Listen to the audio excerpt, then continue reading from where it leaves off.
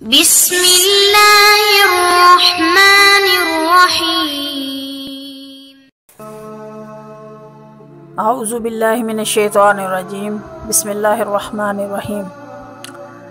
अस्सलामु अलैकुम व्यूअर्स, कैसे हैं आप सब लोग। उम्मीद करती हूँ कि आप सब खैरियत से होंगे। अल्लाह ताला से दुआ है कि अल्लाह ताला हम सब को अपने हिफ्ज़ व अमान में रखे और तमाम दुखों, तकलीफ़ों, परेशानियों और मुसीबतों से नजात दे। आमीन सुम्मा आमीन। तो व्यूअर्स, गुनाह छोड़ने के बहुत ही आसान तरीके हैं।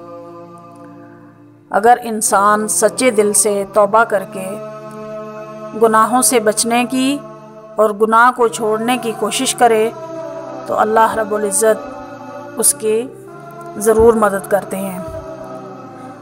अल्लाह और उसके रसूल सल्लल्लाहु अलैहि वसल्लम उस शख्स के मददगार हो जाते हैं और उस शख्स के लिए आसानियाँ पैदा होती हैं।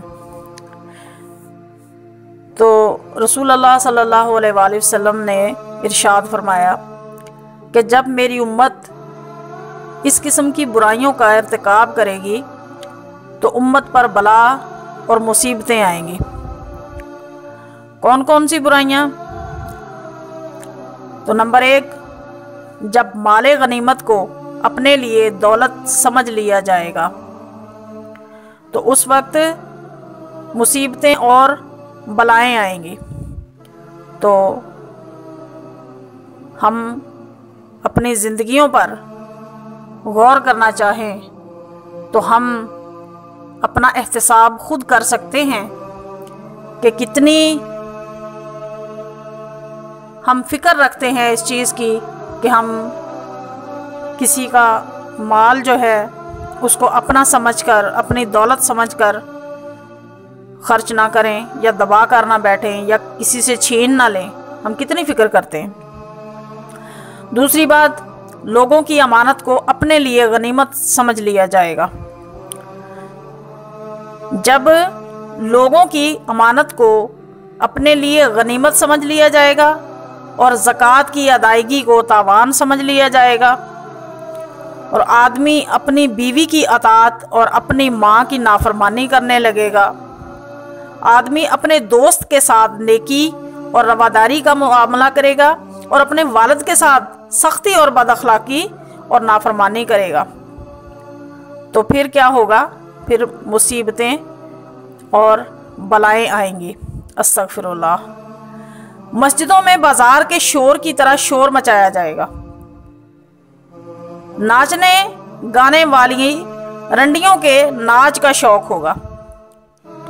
तो क्या है कि नाचने वालियाँ, यहाँ पर मैं एक बात की थोड़ी सी वजाहत कर दूँ कि नाचने गाने वालियाँ हम समझ लेते हैं कि वो ही हैं जो तवाइफ़ें हैं या जिनका पेशा है। ये हरगिज़ नहीं। ये हमारी सोच को बदलना होगा। हमें अपनी सोच को किस तरह बदलना है? मैं एक आसान लफ्ज़ों में आपको ये बात बताती हूँ, समझाती हूँ। नबी पाक सल्लल्लाहु अलैहि वसल्लम ने इस बात की भी पेशीनगोई की थी कि एक वक्त आएगा और वो वक्त कुर्बे क़यामत होगा क्या कि हर घर से नाच गाने की आवाज़ें आएंगी। हर घर से कंजरी के नाचने की आवाज़ें आएंगी और गाने की आवाज़ें आएंगी। तो क्या है, हमारे घरों में हमारे मर्दों औरतों की जेबों में नाच और गाने महफूज किए हुए हैं।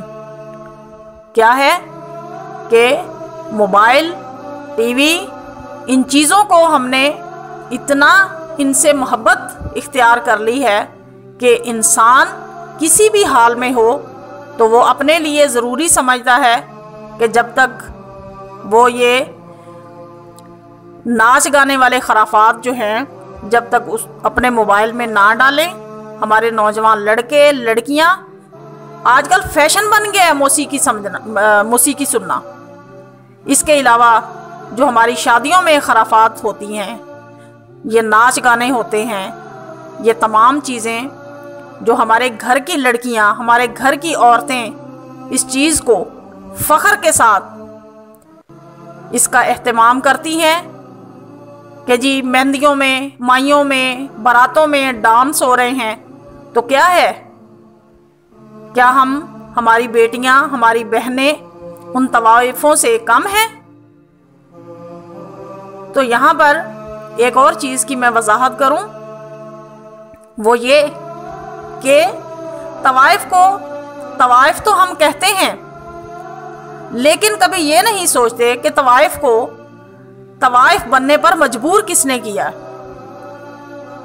हमारे घरों के मर्दों ने तवाइफों को तवाइफ बनने पर मजबूर किया।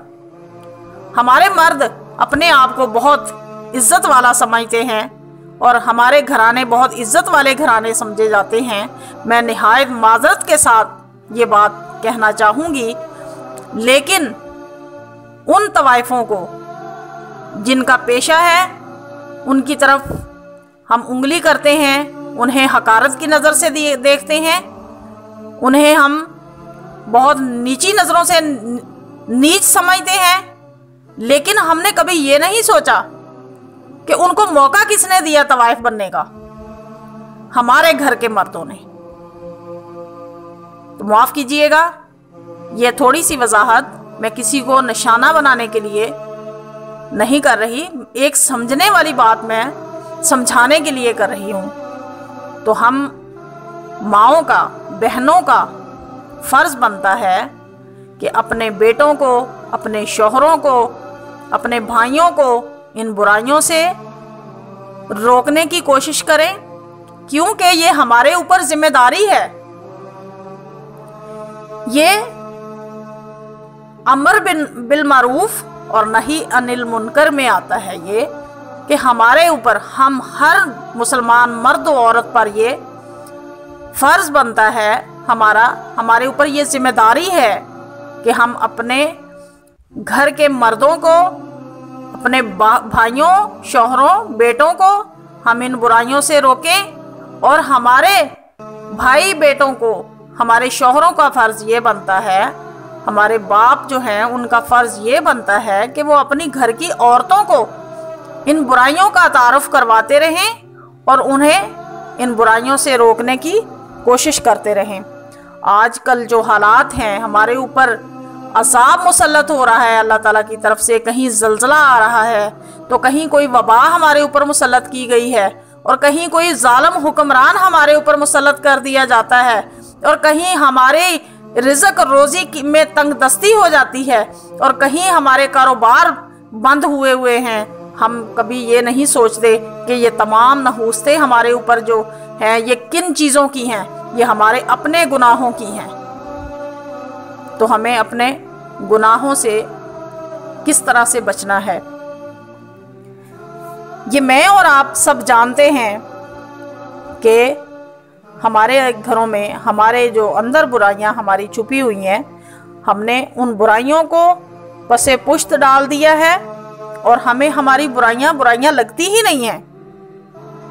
तो सिर्फ मेरा मकसद ये है कि नबी पाक सल्लल्लाहु अलैहि वसल्लम के फरमान को एक दफ़ा फिर जहन नशीन करवा दूं और इसको याद दिला दूं कि मेरा रब और मेरे रब के हबीब हज़रत मोहम्मद रसूलुल्लाह सल्लल्लाहु अलैहि वसल्लम को हमने नाराज़ किया हुआ है और हमारे गुनाह इतने बढ़ गए हैं कि हमने ज़मीन और आसमान का खला पुर कर दिया है अपने गुनाहों से। लेकिन मेरा रब कहता है कि सिर्फ नदामत के 2 आंसू चाहिए मुझे, तो मैं वो तुम्हारे सारे गुनाह मैं माफ़ कर दूंगा। तो क्या गुनाह छोड़ना मुश्किल है? गुनाहों से बचना क्या मुश्किल है? हम अपने रब के आगे एक कदम आगे बढ़ें और हमारा रब 10 कदम आगे बढ़ के हमारा हाथ थाम लेगा। लेकिन मेरा रब कहता है कि मेरी तरफ आओ तो सही।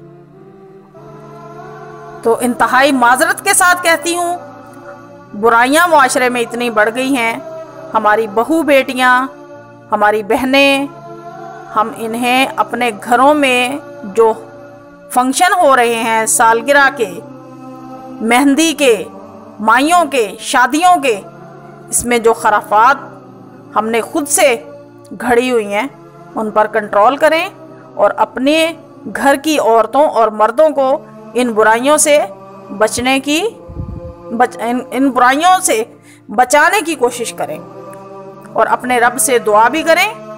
और इसके अलावा प्रैक्टिकली तरीके से हम इन चीज़ों पर कंट्रोल करें। तो आप सल्लल्लाहु अलैहि वसल्लम का फरमान है कि नाचने गाने वाली औरतें और नाच का शौक पैदा हो जाएगा उन औरतों में, तो फिर क्या होगा? फिर बलाएं और मुसीबतें आएंगी।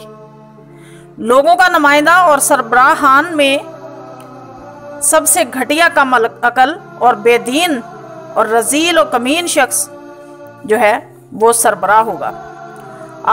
आदमी का एजाज़ व इकराम उसकी शरारत से बचने के लिए किया जाएगा, क्योंकि किसी की इज्जत जो है वो उसके डर से, उसके खौफ से, उसकी बदमाशी के डर से उसकी इज्जत की जाएगी। मर्द भी रेशम का लिबास पहनने का शौक रखेगा। लोगों में शराब की कसरत होगी। गाने और बजाने की चीज़ें आम हो जाएंगी और उसी का शौक होगा। इस उम्मत के लोग गुजरे हुए लोगों पर लान तान करेंगे। जो लोग गुजर चुके, आखिर के लोग गुजरे हुए लोगों पर लान तान करेंगे। जब ये सब आसार जाहिर होंगे तो उस वक्त सुर्ख आंधी, जलजला, ज़मीन के धंस जाने, शक्ल बिगड़ जाने, पत्थरों की बारिश का इंतज़ार करो फिर, और उन निशानियों का इंतज़ार करो जो यके बाद दीगरे इस तसलसल के साथ आने वाली हैं कि जिस तरह हार की लड़ी टूट जाने से तसलसल से मोती निकल जाते हैं। अस्तगफिरुल्लाह। शेखुल इस्लाम मौलाना मुफ्ती तकी मोहम्मद तकी उस्मानी साहब मद्दिज़िल्लाह अपने खुतबात में इरशाद फरमाते हैं, हज़रत अबू सईद खदरी रज़ियल्लाहु तआला अन्हु से रवायत है कि जनाब रसूलुल्लाह सल्लल्लाहु अलैहि वसल्लम ने इरशाद फरमाया, जो शख्स तुम में से कोई बुराई होती हुई देखे तो उसको चाहिए कि इस बुरे काम को अपने हाथ से तब्दील कर दे, यानी इस बुराई को ना सिर्फ रोके बल्कि उसको अच्छाई में तब्दील कर दे। अगर हाथ से रोकने की कुदरत और ताकत नहीं है तो दूसरा दर्जा ये है कि ज़बान से उसको बदल दे, यानी जो शख्स इस बुराई का इर्तिकाब कर रहा है उसे कहे कि भाई ये काम तुम जो कर रहे हो ये अच्छा नहीं है, उसे पहचान कराओ इस काम की, उसके बजाय नेकी की तरफ आ जाओ। और अगर ज़बान से भी कहने की ताकत और कुदरत नहीं है तो अपने दिल से उस बुराई को बदल दो, यानी अपने दिल से उस काम को बुरा समझे। इस तीसरे दर्जे के बारे में फरमाया कि ये ईमान का बहुत ज़ईफ और कमज़ोर दर्जा है। सूरह वल अस्र में अल्लाह ताला ने एक आम कायदा बयान फरमा दिया, वल अस्री इन्नल इंसान लफ़ी खुस्र इल्लल्लज़ीना आमनू व अमिलुस्सालिहाति व तवासौ बिल हक़्क़ि व तवासौ बिस्सब्र। कसम है ज़माने की,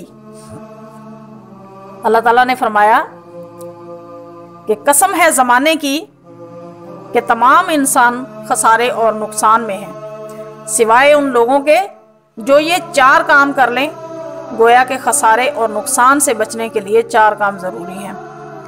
एक, ईमान लाना, दूसरे नेक काम करना, तीसरे एक दूसरे को हक बात की वसीयत और नसीहत करना, और चौथे एक दूसरे को सब्र की वसीयत और नसीहत करना।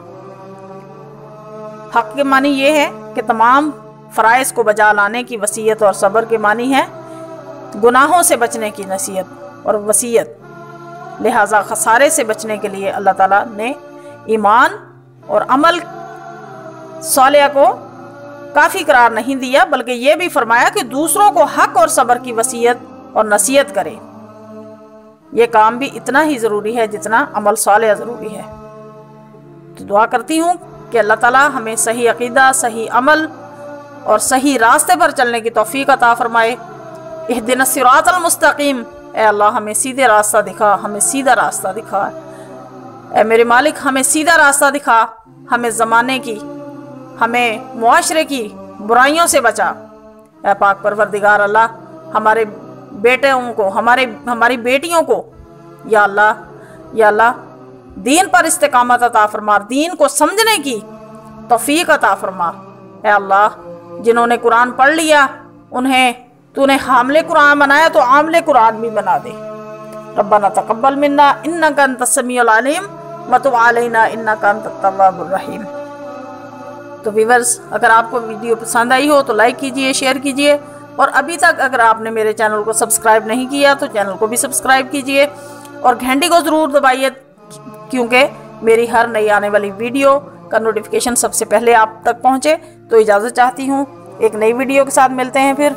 अल्लाह हाफिज़, फ़ी अमानिल्लाह।